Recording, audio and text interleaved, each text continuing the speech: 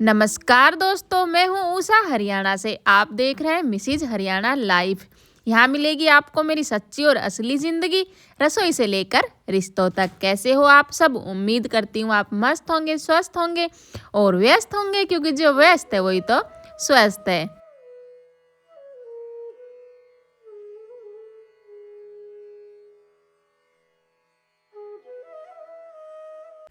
जैसे कि बच्चों की छुट्टियां भी चल रही हैं और सर्दी भी कड़ाके की पड़ रही है बहुत ज़्यादा। तो आज की मेरी सुबह हुई थी 6 बजे से। 6 बजे उठ करके घर की साफ़ सफाई के काम किए और नहाना धोना पूजा पाठ। उसके बाद 8 बजे से आज मैं व्लॉग की शुरुआत कर रही हूँ। 6 बजे भी अगर उठकर कंटिन्यू काम करें ना तो भी समय पर सभी काम खत्म हो जाते हैं। और यहाँ पे छोले रात को भिगो दिए थे और आज मैं बना रही हूँ बच्चों के लिए स्पेशल नाश्ता, ताकि जब बच्चे उठें तो खुश हो जाएं। कहते हैं कि सुबह का नाश्ता जो होता है वो हमें राजा की तरह करना चाहिए, यानी कि भरपेट करना चाहिए। तो अगर बच्चों की पसंद का कुछ बनाया जाए तो ही वो भरपेट खाना खाते हैं, और अगर उन्हें नहीं पसंद आता है तो फिर वो नहीं खाते हैं भरपेट। इसीलिए सुबह के नाश्ते में मैं पूरी पूरी कोशिश करती हूँ, पूरा मतलब मन लगा करके और कुछ अलग बनाने की कोशिश करती हूँ। तो यहाँ पे आज मैं बनाने वाली हूँ छोले की सब्ज़ी और पूड़ियाँ, और साथ में बनाएंगे बूंदी का रायता। आज जब उठी थी ना तो मौसम बिल्कुल साफ़ नज़र आ रहा था। लगता है कि आज अच्छे से धूप निकलने वाली है। यहाँ पे छोले मैंने बनने के लिए रख दिए हैं, यानी कि छोंक लगा दिया था, और इसके बाद में आटा छान लिया था। और जैसे बताया कि पूड़ियाँ बनाने वाली हूँ, तो आटे में थोड़ी सी अजवाइन, नमक और मोमन के लिए डाल लिया था थोड़ा सा तेल, और टाइट सा आटा लगा करके तैयार कर लिया था और ढक के रख दिया था। कुछ भी चीज़ बनाए तो आटा थोड़ा सा पहले ही लगाना पड़ता है, चाहे पूड़ी हो या फिर रोटियां हो। यहाँ पर छोले मेरे बन करके तैयार हो गए थे और हरा धनिया ऊपर से कट करके उसमें डाल दिया था।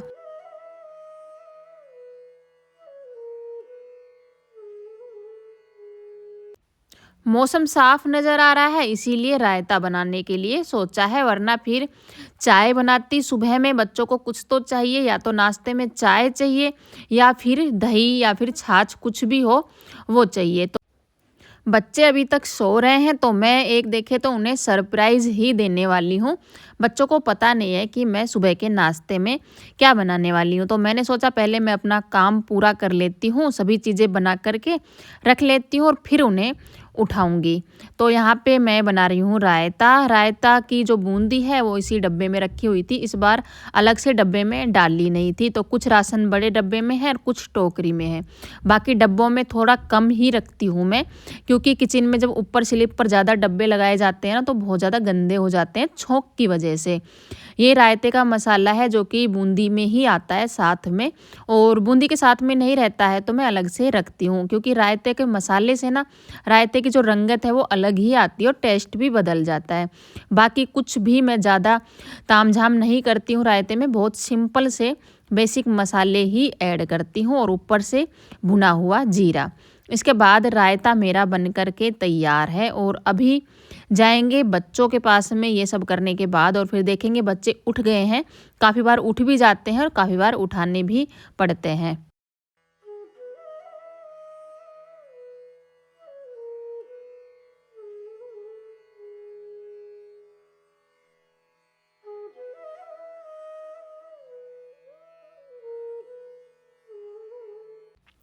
एक बहन का कमेंट आया था कि दी, पहले जब आप ओल्ड व्लॉग में जो म्यूजिक लगाते थे, जो कि बांसुरी वाला म्यूजिक होता था, विलेज म्यूजिक, वो कहाँ से लेते थे? तो मुझे वो लगाना है। मैं आपको बता दूँ वो म्यूज़िक ना मुझे भी बहुत ज़्यादा पसंद था और बाकी बहुत कमेंट आते थे पहले उस म्यूज़िक के लिए कि कहाँ से लिया है, कैसे लगाते हो? तो वो म्यूज़िक मैंने काफ़ी दिन लगाया था अपने व्लॉग में, जब लगाया था ना तब तो सब कुछ ठीक से चल रहा था, कभी कॉपीराइट नहीं आया था। लेकिन बाद में जिस व्लॉग पर म्यूज़िक लगाया था मैंने वो यूज़ किया था ना, तो सभी व्लॉग पर कॉपीराइट आने लग गया था और फिर मैंने सभी व्लॉग से उसको हटाना पड़ा था। तो इसलिए अब मैं वो म्यूज़िक नहीं लगाती हूँ। तो आपको भी यही सलाह दूँगी कि आप भी ना लगाएँ, कहीं से भी ऐसे ही उठा करके म्यूज़िक ना लगाएँ, क्योंकि उससे कॉपीराइट आता है और कॉपीराइट आना तो ठीक है, लेकिन स्ट्राइक आ जाता है ना तो फिर मुश्किल हो जाती है। यहाँ पे मेरे किचन का काम सब ख़त्म हो गया था और हर्ष भी मेरा उठ गया था, मतलब दोनों ही बच्चे उठ गए थे और कपड़े मैंने धो दिए हैं। जैसा कि जब काम करती हूँ सुबह में तो मोटर चला लेती हूँ, ताज़ा पानी आ जाता है और अपने कपड़े पहले ही लगा देती हूँ ताकि बीच बीच में ये काम भी मेरा होता रहे। तो यहाँ पे कपड़े ड्रायर भी हो गए थे और उनको सुखा दिया था।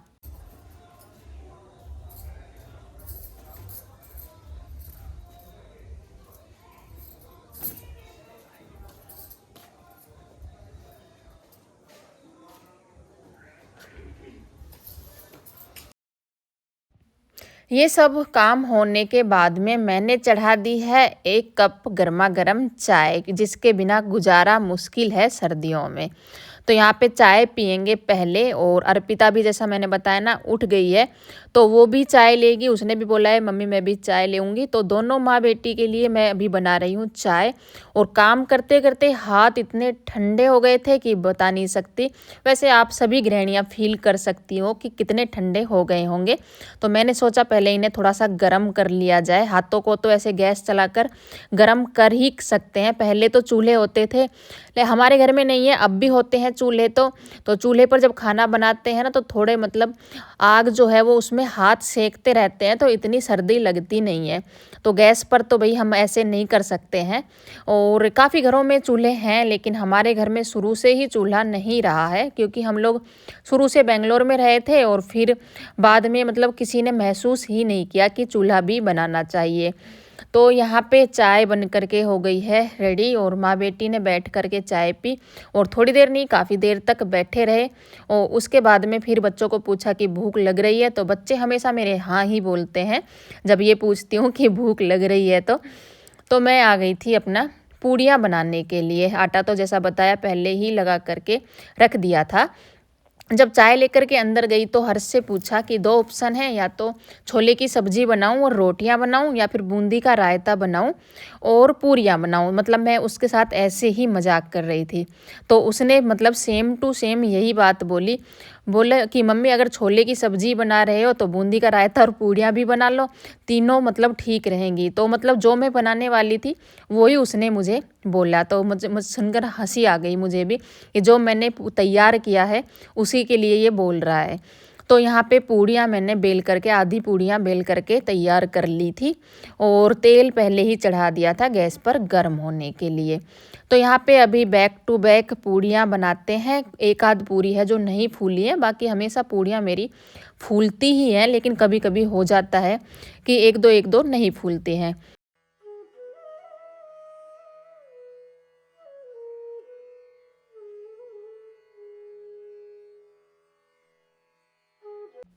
खाना खाने का मज़ा जो होता है ना वो तो सर्दियों में ही आता है, चाहे कुछ भी बना के खाया जाओ टेस्टी ही लगता है।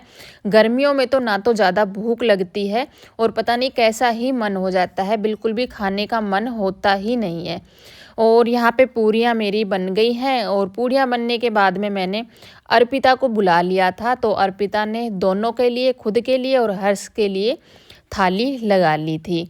तो दोनों खाने लग गए थे और बीच में फिर मैं उन्हें दोनों को अंदर जाके पकड़ा कर आ रही थी और उसके बाद में फिर मैंने लगा ली थी मेरे लिए थाली। बर्तन वगैरह साफ़ नहीं किए थे क्योंकि ठंडी हो जाती है, फिर पूड़ी हो या रोटियां हो सर्दियों में ठंडा होने में टाइम नहीं लगता है। तो रसोई को बाद में समेटेंगे और जो बर्तन है, बर्तन एक बार बीच में मैं मांज चुकी हूँ और दूसरी बार के जो बर्तन हैं जो खाना खाने के बाद होंगे, जैसा बताती हूँ हमेशा सिंक भरते हुए टाइम लगता नहीं है। तो वो बाद में खाना खा के और फिर साफ़ करेंगे। अगर पहले साफ़ करने लग जाएंगे तो फिर खाना खाने का बिल्कुल भी मन नहीं होगा। तो यहाँ पे मैंने लगा ली है मेरे लिए भी थाली, और बैठ कर के बच्चों के पास ही खाएंगे और उसके बाद में आगे के जो काम हैं वो शुरू करेंगे।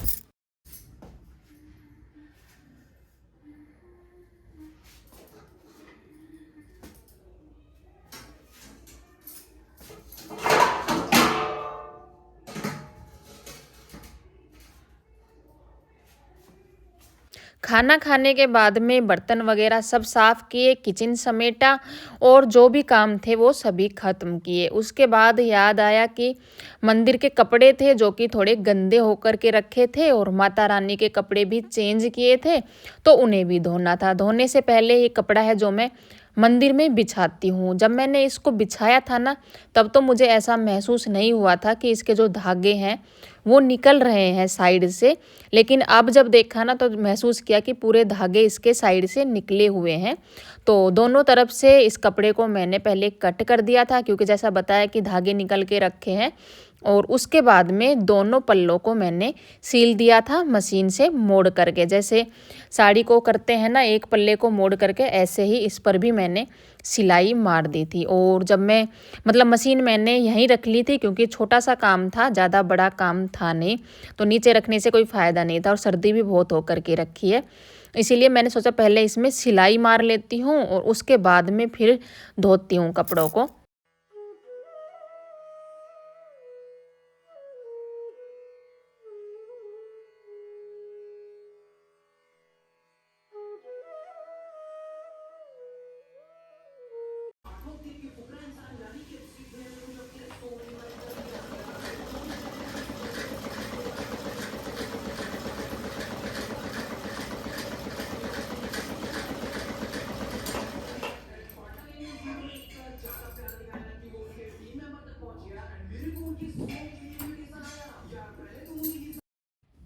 सबसे पहले माता रानी के कपड़े हैं जो कि माता रानी को पहनाते हैं। तो कहते हैं कि जो पहला पानी होता है कपड़ों का, उन्हें ऐसे ही नाली में नहीं बहाते हैं। तो पहले मैंने एक पानी में से इन्हें धो लिया था और पेड़ में वो पानी मैंने डाल दिया था। उसके बाद फिर सर्फ में धोना शुरू किया है। तो भाई मेरे घर में और कोई जगह तो है नहीं जहाँ पर मैं मंदिर के कपड़े धोऊं। मेरे घर में तो यही जगह है। मंदिर रसोई मंदिर के समान ही होता है, साफ़ सुथरा रसोई है, तो मैं यहीं पर धो लेती हूँ और कढ़ाई में ही धो रही हूँ। बाकी कोई बकेट वगैरह मेरे पास स्पेशल नहीं है। तो यहाँ पर मैंने सभी कपड़ों को धो लिया है बैक टू बैक। एक बार वैसे पानी में सरफ में धो लिया था और 2-3 बार अच्छे पानी में धो लिया है। तो इनको सुखाने के लिए मैं जगह यूज़ करूँगी नीचे की।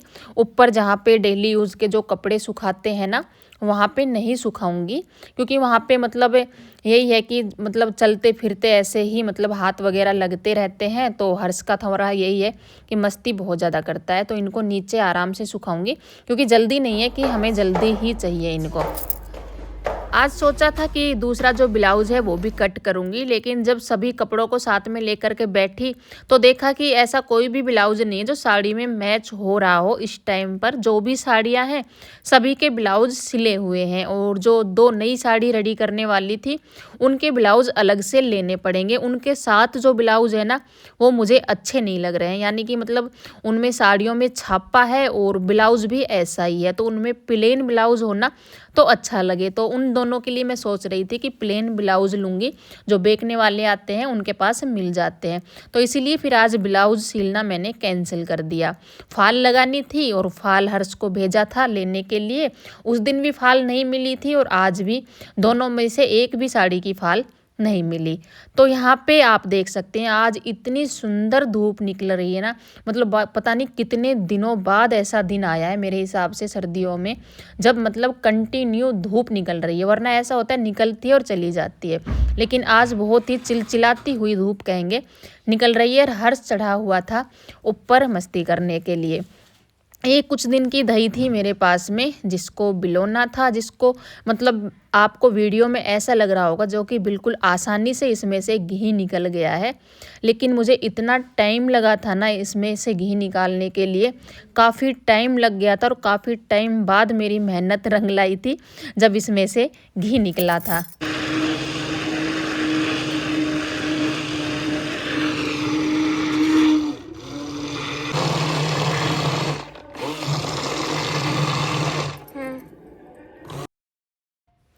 सर्दियों में घी निकालना थोड़ा मुश्किल का काम हो जाता है और उनके लिए जिनको पता नहीं होता कि किस कंडीशन में कौन सा पानी डालना है, क्योंकि हमारा डेली का तो ये काम है नहीं। मम्मी बिलोती थी तो देखते थे लेकिन कभी इतना नोटिस किया नहीं था।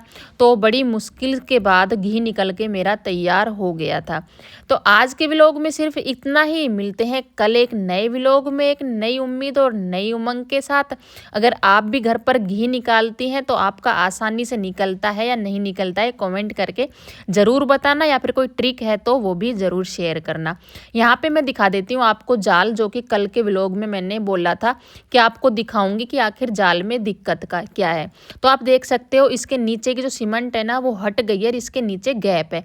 जब मैं चलती हूँ तो इसमें इस तरीके से कपड़ा जो है ना वो इलझ जाता है, इसीलिए इस पर पड़ने का डर रहता है और मैं ये कपड़ा इस पर रख के रखती हूँ।